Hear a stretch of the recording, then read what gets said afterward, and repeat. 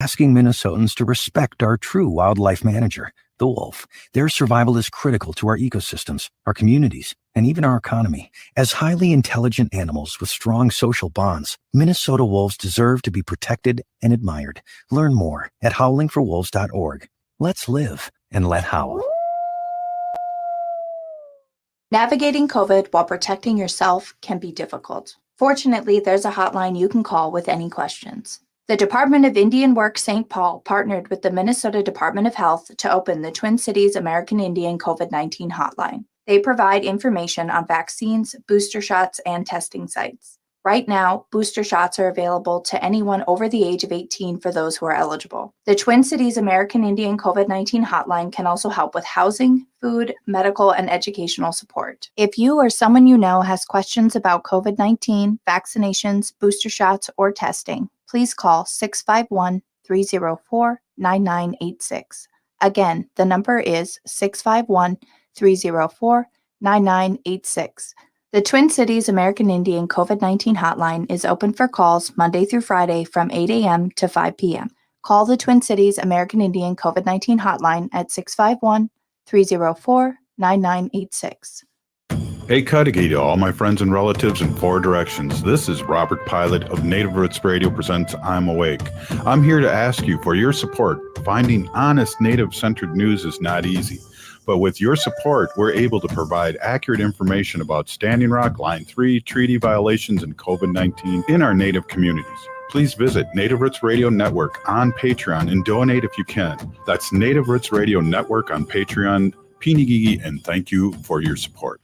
Hey, Ogimaa, I've been hearing a lot about this term, climate justice. What is that? Climate justice is recognizing that the negative impacts of climate change don't affect all people equally. It also means transitioning from a fossil fuel-based economy to a more sustainable future. MN350 is one of the groups that's pushing for this transition to protect our futures. You can even get involved too. That's great, especially since I'm concerned about pipeline projects like Line 3. How can I help MN350? Just find them on Facebook or visit mn350.org.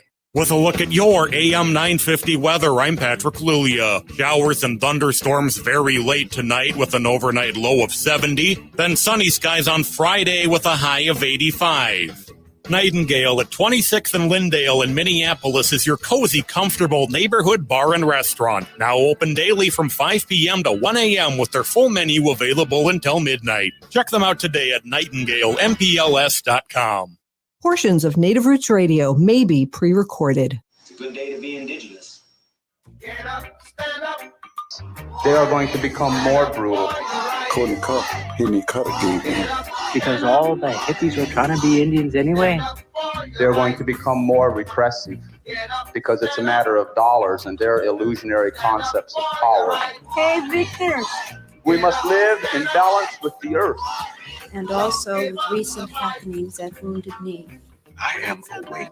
Welcome to Native Roots Radio presents I'm Awake, and I'm your host, Wakanja Hade. Bonjour, Anin, everybody. I am Ogimaa Ganuakwe. Robert Pilot is out today, so we have a super special guest host coming in today. We have Robert Lilligren, who's the director at the Native American Community Development Institute, here with us today.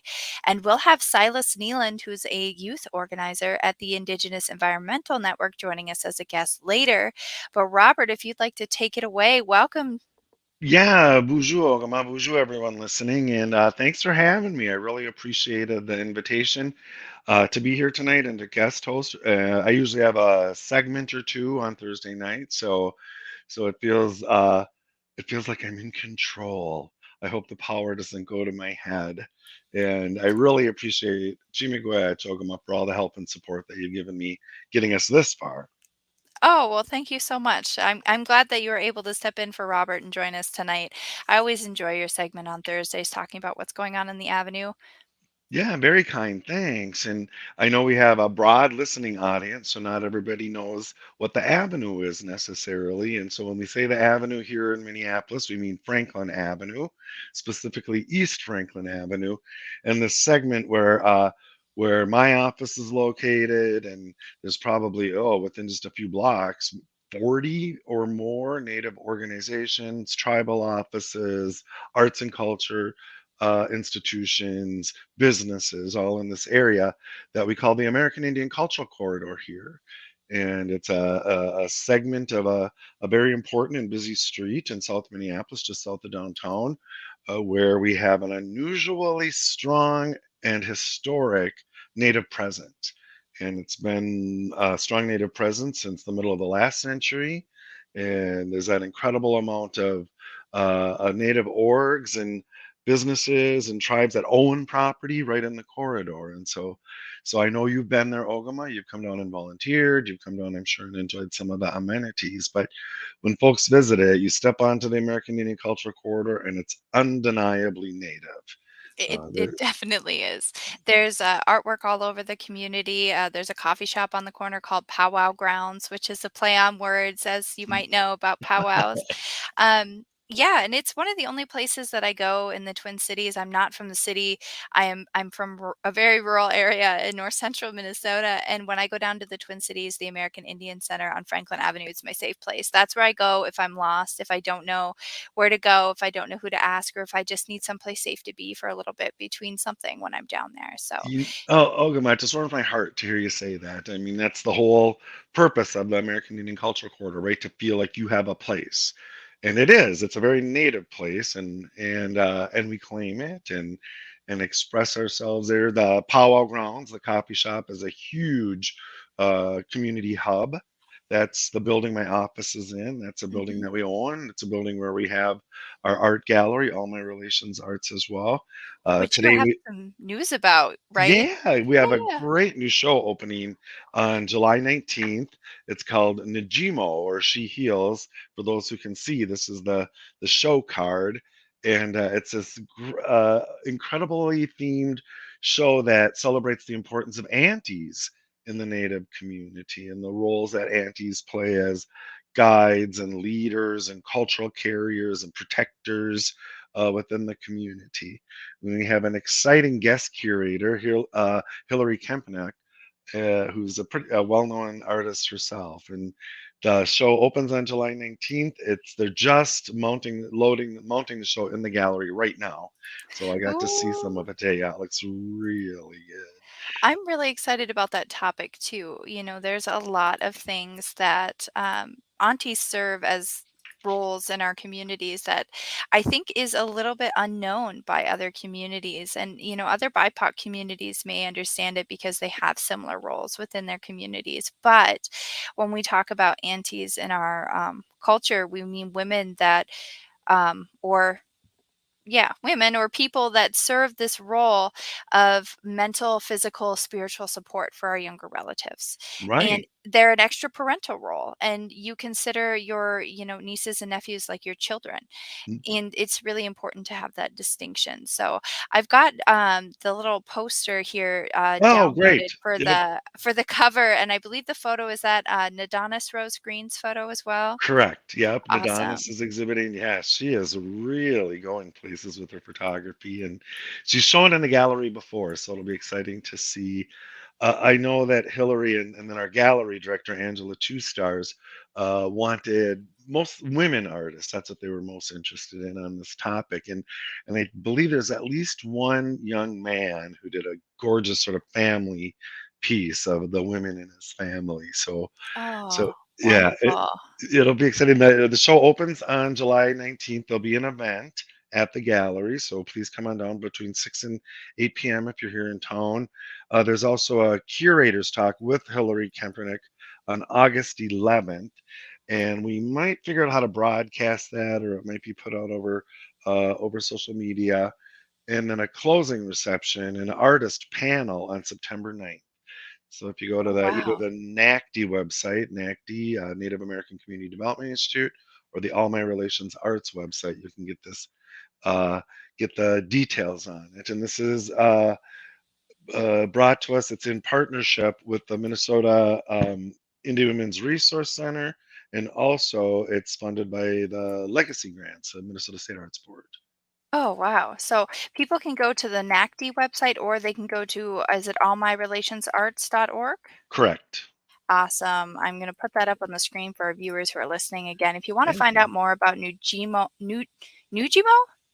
Nijimo, yeah. Nojimo, She Heals, which is opening at the All My Relations Art Gallery. Go to allmyrelationsarts.org or NACDI, NACDI.org.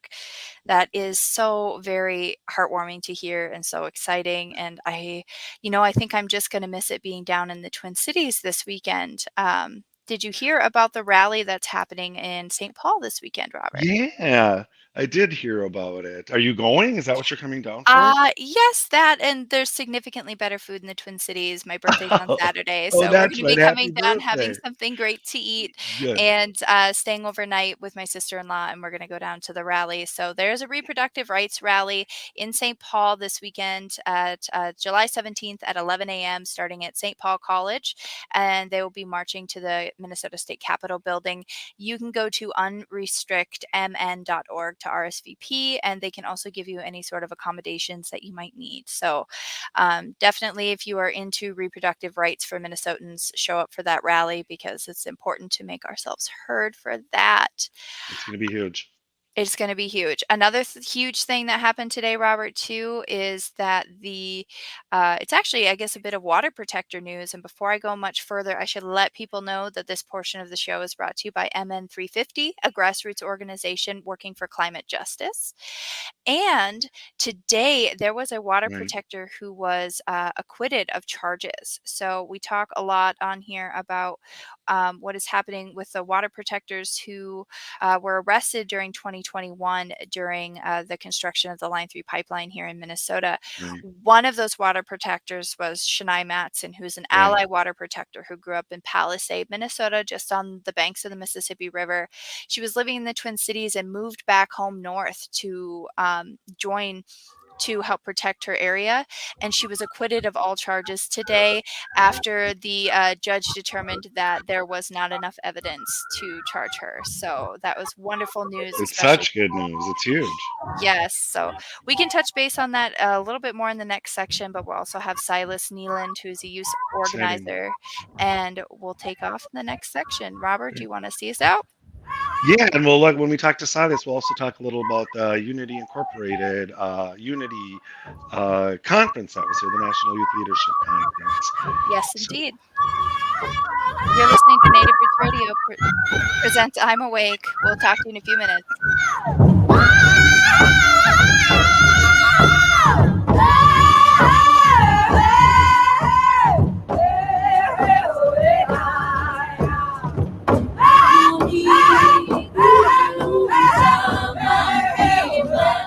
Hey, Wendy, what are we doing for dinner after the show? How about we go to J. Selby's on 169 Victoria Street in St. Paul? They have a delicious plant-based menu that's compassionate and environmentally sustainable. I'm getting their spot-on vegan Big Mac, the dirty secret. You can pick up and they deliver within a 5-mile radius, or you can call them at 651-222-3263 or visit jselbys.com. Well, you sold me, Wen. Let's go order at J. Selby's tonight. I'm hungry.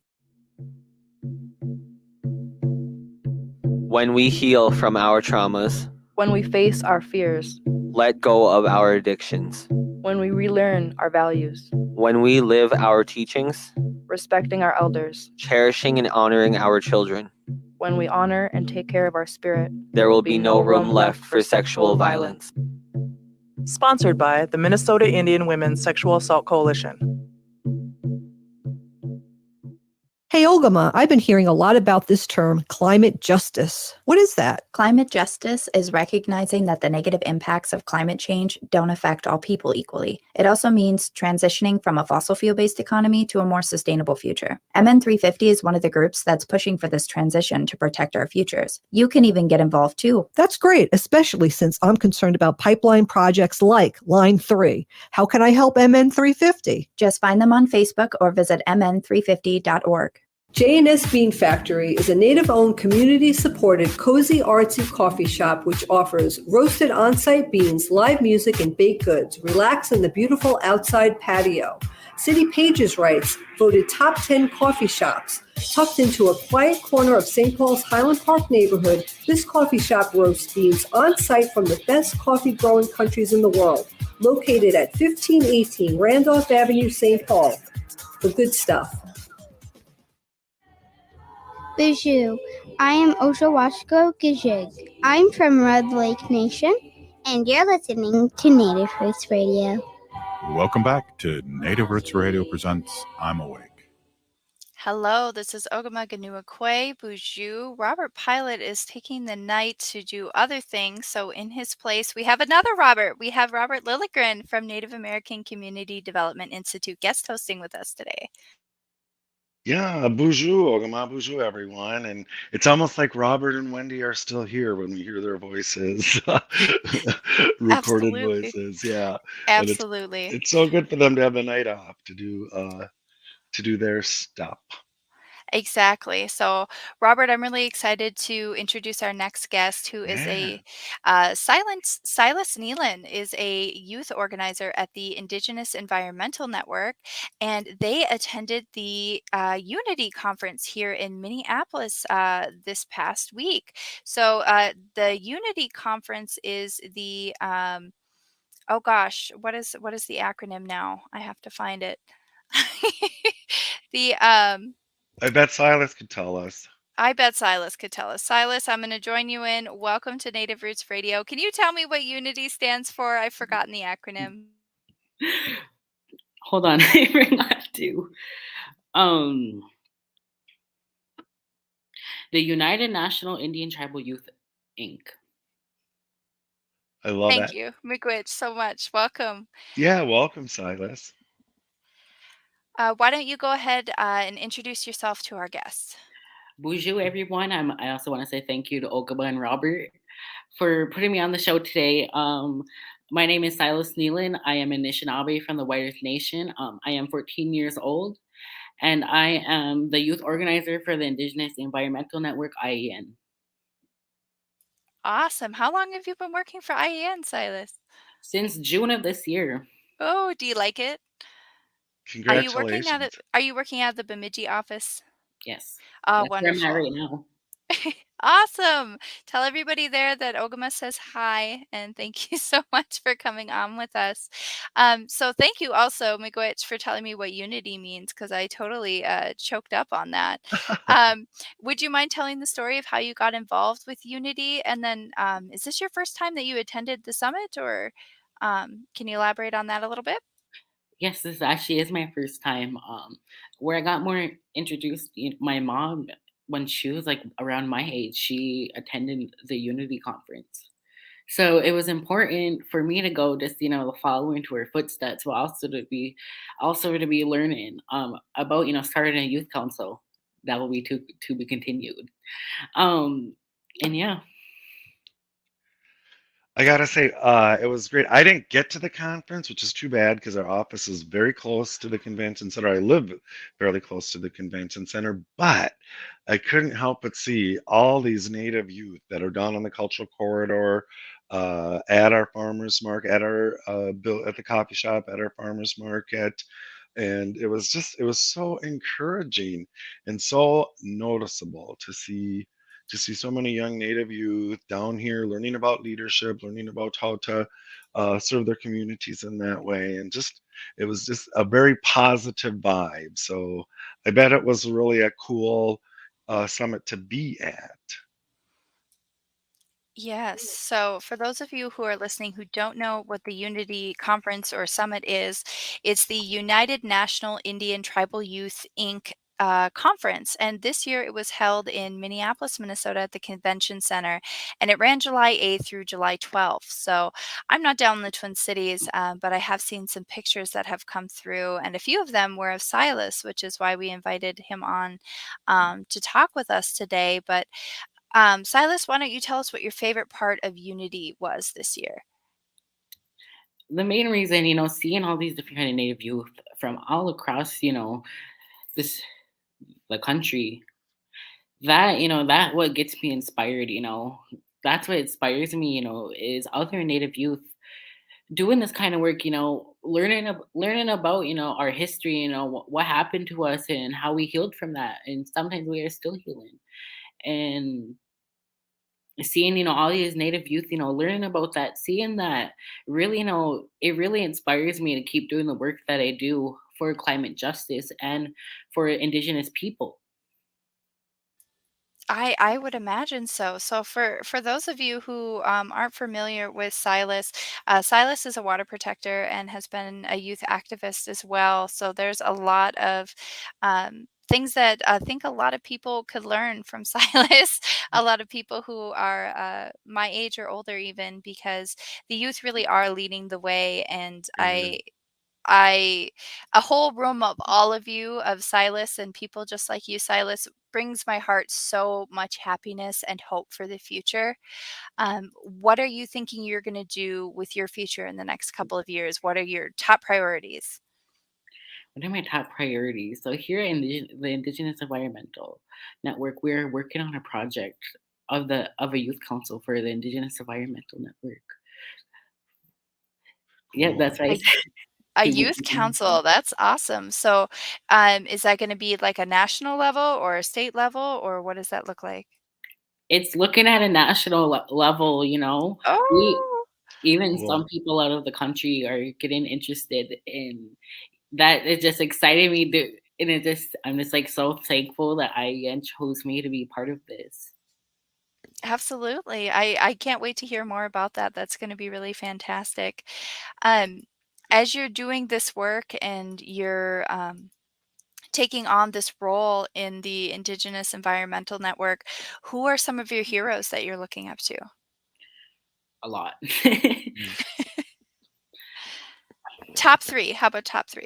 Or maybe 3 you can think of in no particular order so nobody gets any hurt feelings. The top view that I can think of right now is Simone Senegals, who has been, with IEN for like so many years now. And it's like, I appreciate her as one of my heroes because she's one of the reasons why I'm here today. And yeah, and my second one, my mom. My mom, she will always be my number one. She was the one that gave birth to me, the one that brought me everywhere, the one that empowered me the most.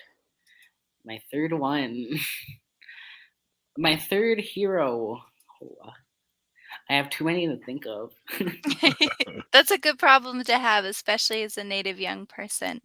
I know when I was younger, there were not a lot of Native heroes to look up to. And now I have probably some of my heroes are the same as yours. I really do look up to your mom and Simone as well. Dallas Goldtooth and his father are pretty big ones too, as well. Robert Lilligren, who did you look up to when you were a kid? It's kind of the same thing. There weren't a lot of role models or native role models. One of them would have been my dad. My dad was an on-air radio personality, and he had a fairly successful career. And he really went into spaces where native people weren't at the time. And his career started in the 50s and lasted through the 90s and the 1990s. And he always carried his native identity, put that forward in really courageous ways. And then as the movement sort of started in the late 60s, the founding of AIM, language reclamation, he became quite a presence at a number of early language tables here in Minneapolis and in the Twin Cities. And he used my mom would make a big pot of soup or chili, and he would show up at the language tables. And someone just brought it up today at our Four Sisters Farmers Market that my org holds. That they were at language table with my dad, and how helpful he was. And he was very modest about his language, but he was a really, really skilled Ojibwe speaker. So he was probably my number one. That's fantastic. So I just want to get back to Silas for a minute here. We've got about 2 minutes left. Silas, is there anything I forgot to ask you or anything else you want to say while you have the airtime? Not anything I can think of. I know there's a lot that I can think of, but my mind is always just so blank when it comes to interviews. Interviews have a tendency to do that to people, Well, I think. I think you're doing great, Silas, and I really look forward to watching what you accomplish.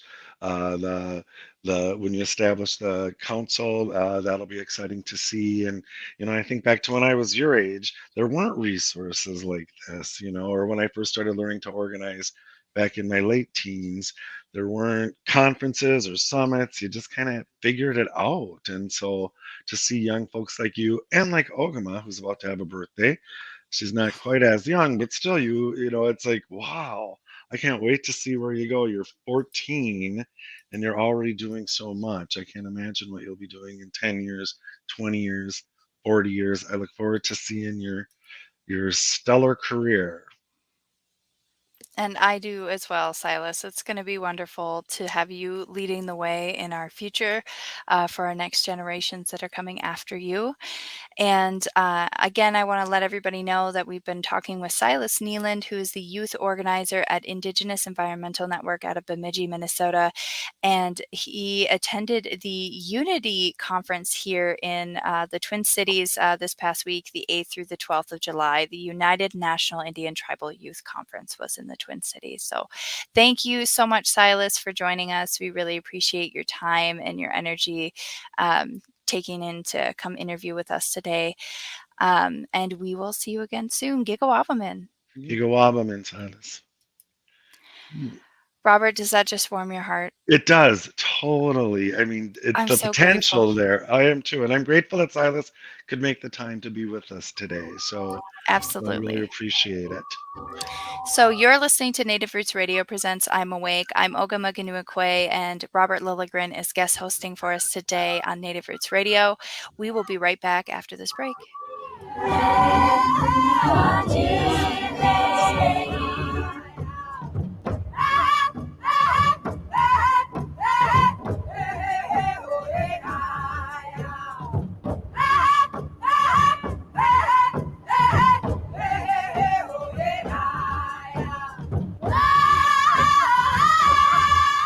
J&S Bean Factory is a native-owned, community-supported, cozy, artsy coffee shop which offers roasted on-site beans, live music, and baked goods. Relax in the beautiful outside patio.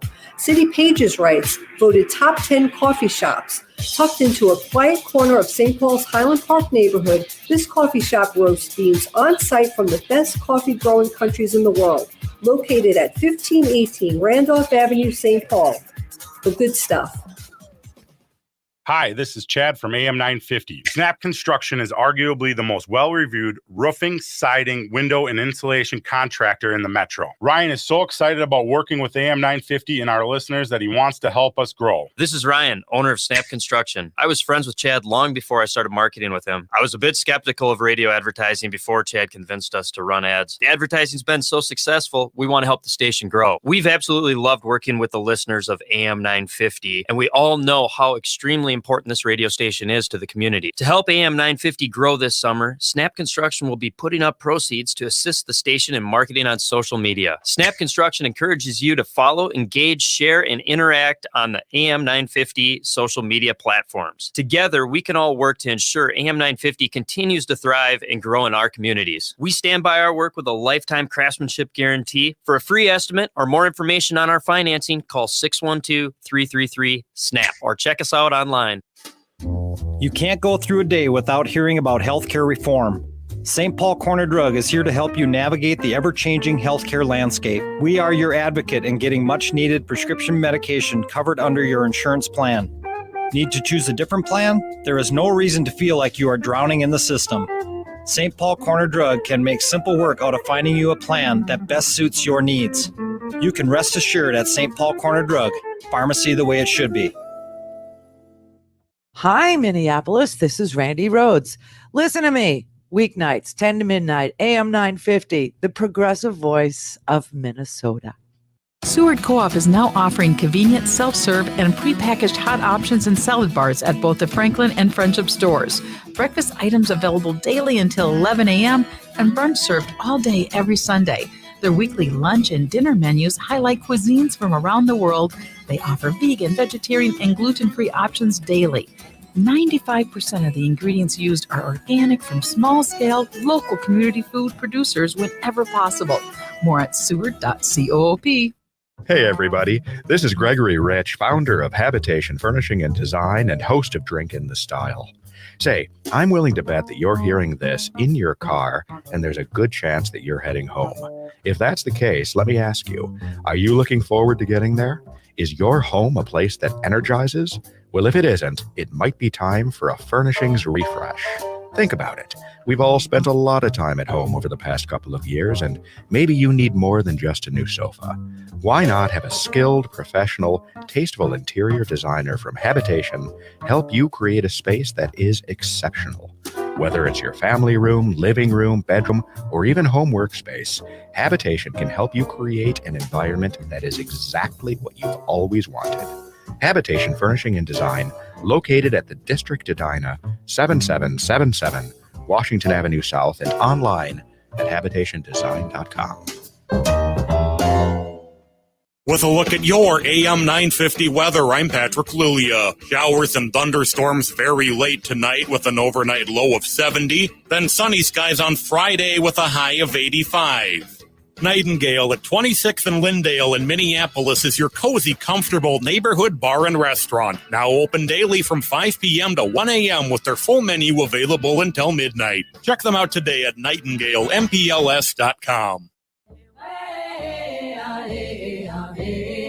Hi, I'm Jane Fonda, and you're listening to Native Roots Radio. And we're back to Native Roots Radio presents I'm Awake, and this is Robert Pilot. Bonjour, Anine. I am Ogimaa Ganuakwe. Robert Lilligren of the Native American Community Development Institute is actually standing in for Robert Pilot today as our wonderful, wonderful guest host. And I just want to let everybody know that this portion of the show is brought to you by the Minnesota Indian Women's Sexual Assault Center. Robert, welcome. Thank you so much for being on with us. Yeah, bonjour, Ogimaa. Thanks, and thanks for your kind words. Robert Pilot has some big moccasins to fill here. And so I hope I'm measuring up, at least in part. And I was hoping on this segment that we could maybe talk about an effort I'm involved in a very small way, but it's through the Indian Collective, and it's a project, an idea of theirs called the Collective Abundance Fund. And it is a fund that will grant almost $50 million out to Native individuals and families to create not wealth in the capitalistic sense, but to create a sort of an indigenized approach to wealth, contentment, happiness, community. It'll be granted to Native individuals and families in Minnesota, North Dakota, and South Dakota. And Oh, wow. I had the honor and privilege to be invited to be part of a advisory group that's helping design what this program will look like. And it's just been a fascinating process, incredible cultural carriers, elders, youth on this advisory group. And it's a group of people that makes me feel smarter just being with them, and the insistence that the members of this group have that this be an indigenous process based on indigenous values and that sort of this traditional grantee kind of relationship has just been really really rewarding and impressive. And I'm just thrilled that we're at this place. And for folks who are familiar or who aren't familiar with Indian Collective, it's a very asset-based approach to I'm trying to remember what their tagline is. It's a what is it? I'm not sure. I'm going to Hold- try to look here. I'm looking it up as fast. Defend, develop, decolonize. I was just Defend, pulling up their social media. develop, decolonize, and they take a very activist approach, and Native folks can help design this program. There is a survey that Indian Collective and the Collective Abundance Fund has put out. There's just a couple more days left to complete this survey, and I would encourage any Native folks that can to fill it out. It takes about 15 minutes or so to fill out, but it's just giving Indian Collective and this advisory group incredible data and insight into what folks want to see, what this program and project should look like, and it's been really helpful so far. The advisory group met earlier this week, and I was really impressed to hear that just in Minnesota, South Dakota, and North Dakota, we'd already had some 4,200 responses to the survey, which is makes it very statistically significant, but also as a really big number. I've seen national polls that don't generate those kinds of responses. So people have a Yeah. couple more days left. You can go to the Indian Collective website. There's links there, our Facebook page, and I'd encourage you to do it, especially if folks in the Dakotas, North Dakota especially. We need some more responses there. Oh, great! Thanks for putting up the link for the Yeah, so website. yeah, if you're looking to fill out the survey, you can go to the ndncollective.org. So it's NDN, the letters N, D, and N, and then collective.org. Or you can follow this link that I just put up. It's ndnco.cc/collab. So that would be a good way to take the survey too. And Robert Lilligren, have you taken the survey? Oh yeah, I've taken it for sure. I've encouraged uh, everyone to take it. And like I said, it's about 15, 20 minutes, and they really ask you to imagine this perfect imagine your future, what your Mhm. perfect future, what it would look like, and to really deliberately not be limited by scarcity mentality or things that you may not think are possible, but in a perfect world, what would you vision your future like, and what would you need to invest in that? Yeah, I took the survey and was pleasantly surprised. I was expecting, a survey, run of the mill.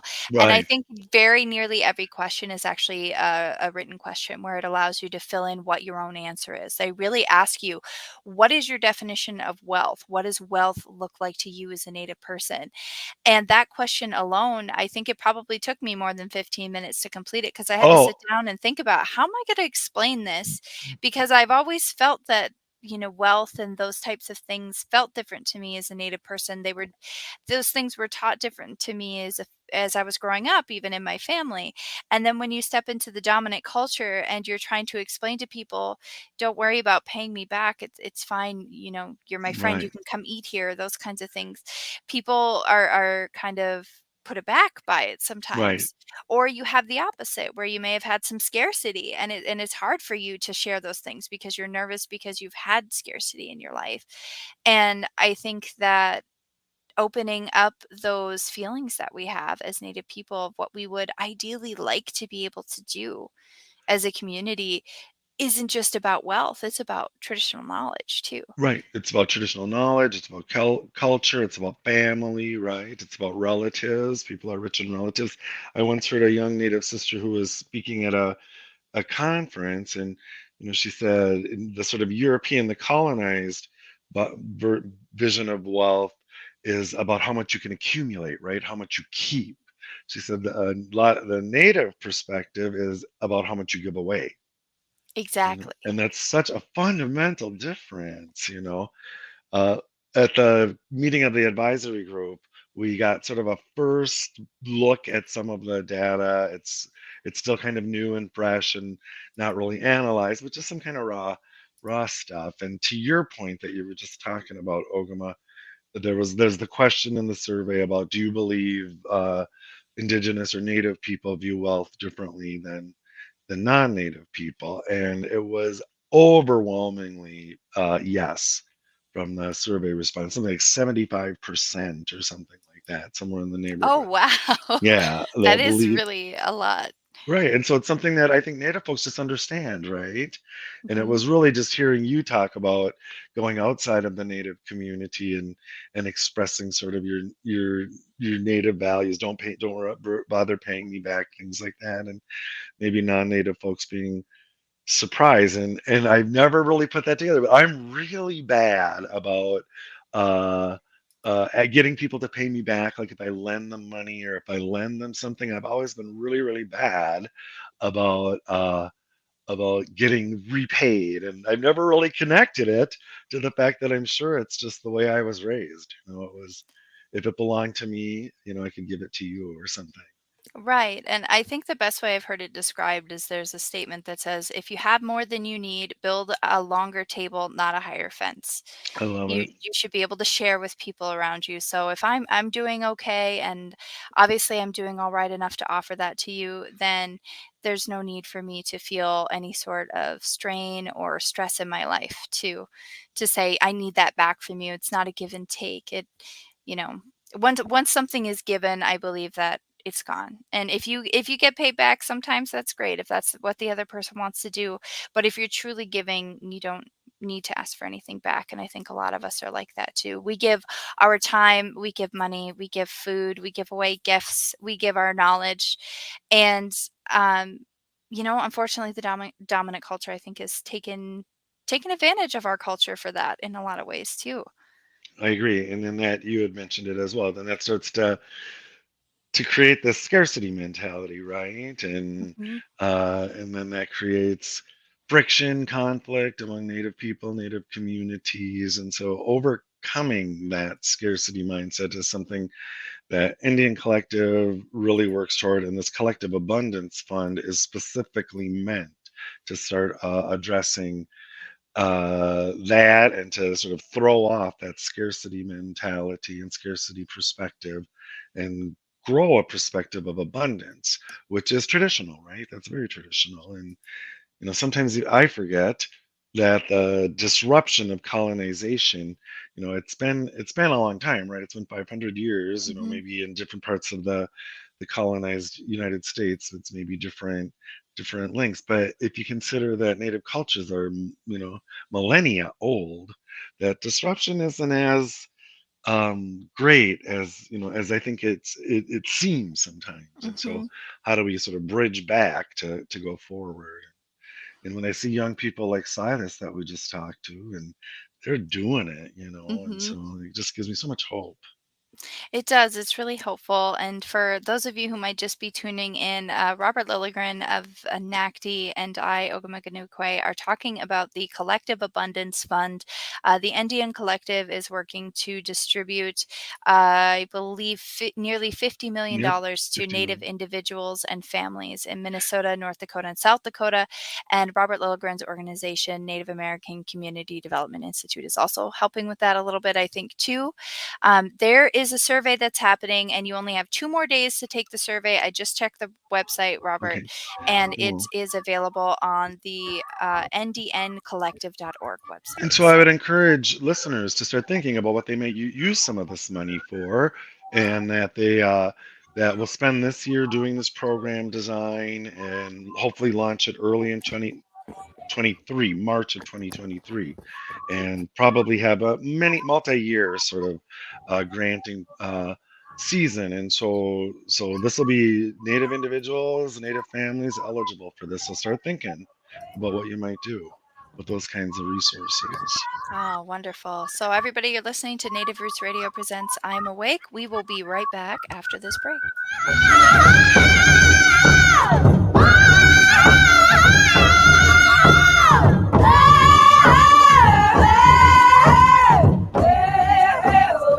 Unwanted sexting or photos, inappropriate jokes, even tickling or wrestling can feel like a violation. Catcalling, cornering, or groping, getting them drunk or high for sex, recording sexual acts without permission, hurting someone because of their sexual orientation, raping a family member, a child, a date, a friend, a stranger, purchasing a human being for sex. You make the choice every single time. Sexual violence is many things. Make a choice. Do not do it. Sponsored by the Minnesota Indian Women's Sexual Assault Coalition. Hey, Ogimaa, I've been hearing a lot about this term, climate justice. What is that? Climate justice is recognizing that the negative impacts of climate change don't affect all people equally. It also means transitioning from a fossil fuel-based economy to a more sustainable future. MN350 is one of the groups that's pushing for this transition to protect our futures. You can even get involved too. That's great, especially since I'm concerned about pipeline projects like Line 3. How can I help MN350? Just find them on Facebook or visit mn350.org. Minnesota has the only original wolf population in the continental United States, and 80% of Minnesotans believe the wolf should be protected. Howling for Wolves is asking Minnesotans to respect our true wildlife manager, the wolf. Their survival is critical to our ecosystems, our communities, and even our economy. As highly intelligent animals with strong social bonds, Minnesota wolves deserve to be protected and admired. Learn more at howlingforwolves.org. Let's live and let howl. COVID vaccines are safe and available for anyone over the age of 6 months, and booster shots are available for anyone over the age of 5. Getting vaccinated will protect you from severe illness and hospitalization from COVID. If you're still not sure about getting vaccinated, talk to your doctor. They can answer any questions you have about safety and vaccine effectiveness. This message brought to you by the Native American Community Clinic. Find a vaccination site by calling 651-304-9986 or visit vaccineconnector.mn.gov. Hi, this is Representative Sharice Davids from Kansas. I'm Ho Chunk, and you're listening to Native Roots Radio. And we're back to Native Roots Radio presents I'm Awake, and this is Robert Pilot. Welcome back to Native Roots Radio presents I'm Awake. This is Ogimaa Akwe. Robert and Wendy are both taking the night off, so we are here today with Robert Lilligren, who is the director at Native American Community Development Institute and a White Earth Ojibwe member. I just want to let everybody know that this portion of the show is brought to you by Howling for Wolves, protecting wolves for future generations. Howl! Thank you for not making me howl by myself. I almost missed it. Ogimaa. Very So good. everybody, I have some news, some updates, and some things that are happening. I just wanted to touch base on a little bit in this last segment. Robert Lilligren just kindly reminded me that in that first segment, I forgot to mention everybody should be saving the date for the Minnesota Indian Women's Resource Center Red Dress Gala, which is going to be on September 9th, 2022 at Intercontinental St. Paul Riverfront. It's going to run from 5:30 to 10 p.m. There is an invitation to follow, meaning there's more information that's going to be coming up. Robert Lilligren, do you want to talk a little bit more about that? Well, I was just going to say a couple things, and one is that so people maybe from outside the cities here know the Intercontinental St. Paul Riverfront Hotel is a native-owned hotel. It's owned by the Mille Lacs Band of Ojibwe, and if I'm not mistaken, the Mille Lacs Band, which is a tribe here in Minnesota, actually own and control a majority of hotel rooms in the city of St. Paul. It's been a really focused, investment of theirs, an economic development strategy over the last couple of decades. And just about Minnesota Indians Resource Center, it's such a great organization serving the community, women, and primarily women, Two-Spirit people as well. They're a partner on our show that we were talking about earlier in our All My Relations Arts Gallery, the show about the aunties, the Ogimaa show. And MIWRC, or Minnesota Women's Indian Resource Center, has a fairly young visionary leader who's been there, it must be about 2 years now, or maybe even a little more. No, probably about 2 years, Marissa Cummings. And she is just, it's a great organization. And it's had great leadership, women leadership since it was founded. And Marissa is just standing on their shoulders and really taking the organization to new levels. Oh, that sounds wonderful. I'm so glad. I think we talked a little bit to Marissa, I think, just after Roe v. Wade had been Sure. overturned. She joined with Mary Kunesh and Dr. Mhm. Stately, Dr. Anthony Stately of the Native American Community Clinic co-hosted for us a few weeks ago. So Right. that is going to be so exciting. Again, Red Dress Gala for the Minnesota Indian Women's Resource Center. Save the date for September 9th, 9/9 of 22 from 5:30 to 10 p.m. So that would be something so great to get down there for again. A Red Dress Gala is so fitting for the work that the Minnesota Indian Women's Resource Center does for our missing and murdered Indigenous relatives. So I agree. really glad to see that. I wanted to touch base too on another notice here for our Indian relatives who have given birth recently.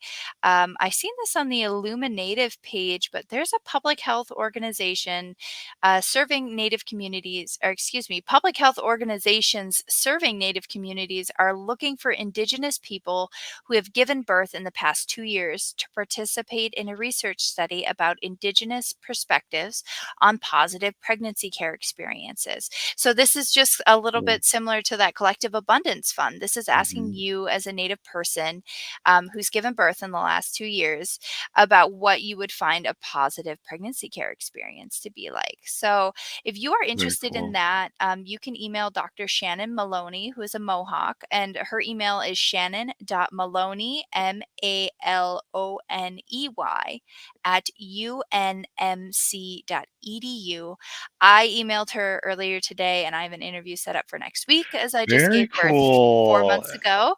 And I Wow. certainly have some things to say on what a positive pregnancy care experience looks like as a Native person, and some things to say about how I feel about that versus what I actually got during my pregnancy care too. So I'm pretty excited to take part in this as well. So make sure Very you cool. email. I know that there are a lot of my Indigenous relatives and sisters who have had babies recently. I think I probably could name a half a dozen of us off the top of my head. So definitely take the time to do that if you're available. That would be so great to help. To help with this, I think it's important that our perspective is put into more places. We need our perspective in the healthcare system. We need our perspective in the political specter. Right.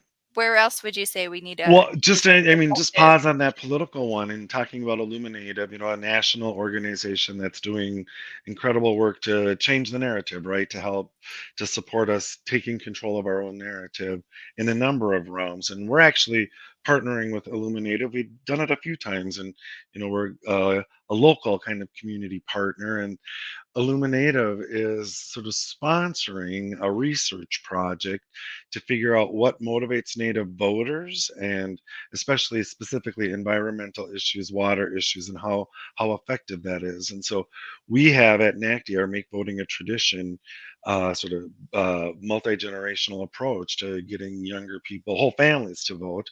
We've been doing that work for about 8 or 9 years.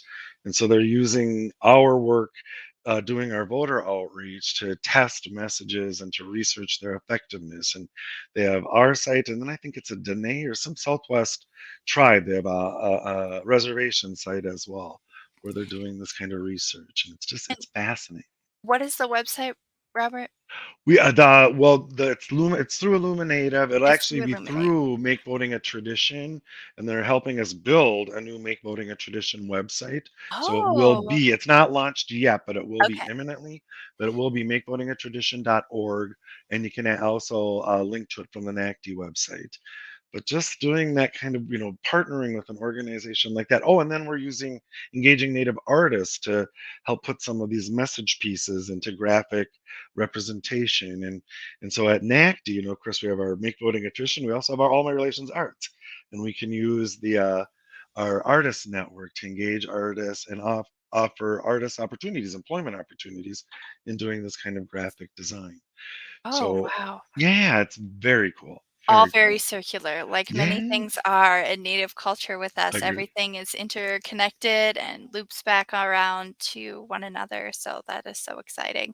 It is. Speaking of Native artists, I just want to let everybody know too, because we haven't mentioned it on this show, that the Native Roots Trading Post is going to be at the Minnesota State Fair this year, August 25th through September 5th.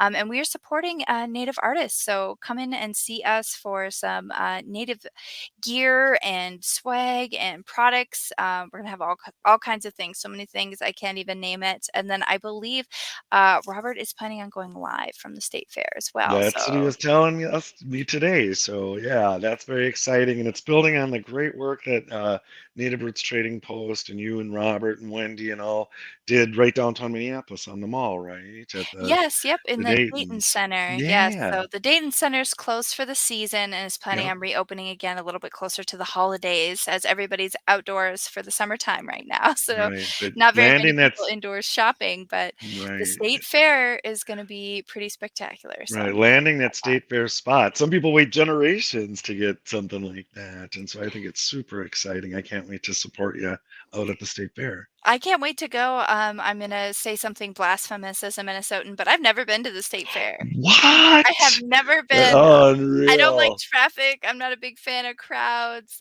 Yeah. It's really hot that time of year. So It's got all that. It's so funny because growing up, I worked out there at my dad's radio station, WCCO. They had a presence, and I was in 4-H, so we were out there a lot. We showed horses, so I would be sometimes every day at the state fair. So to hear someone say they've never been there, it really is kind of startling. that's how my partner feels, and he was always just like so horrified by it. I thought he was just exaggerating. And then, I talked to people like you and Robert Pilot and other people, and they're like equally as horrified. And I'm like, oh, okay. Right. So this is probably something You I should gotta have get done there. before now. Oh yeah. Okay, that's good Yeah. to know. So you'll go this year, right? You'll go I will this go year. this year. I will be there. So I'm pretty excited to be there for the first time and to be a part of something so big like that. So And I can't think of another sort of native retail presence, like the Trading Post.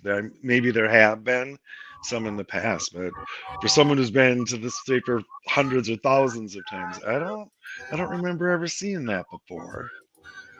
oh, yeah. I don't actually have that info, but it might be something we'll have to keep a Worth lookout looking for up. when we go Yeah, this year. So, you've been listening to Native Roots Radio presents I'm Awake. Thank you so much, Miigwech, Robert Lilligren, for my pleasure. co-hosting with us. I always appreciate having good conversation with you. It warms my heart. Thank you to Silas Neeland for joining us and for that wonderful interview about the Unity Conference. We need to resist, divest, join a group, and run for office. Robert and Wendy will be back tomorrow. Thank you for listening to Native Roots Radio presents I'm Awake.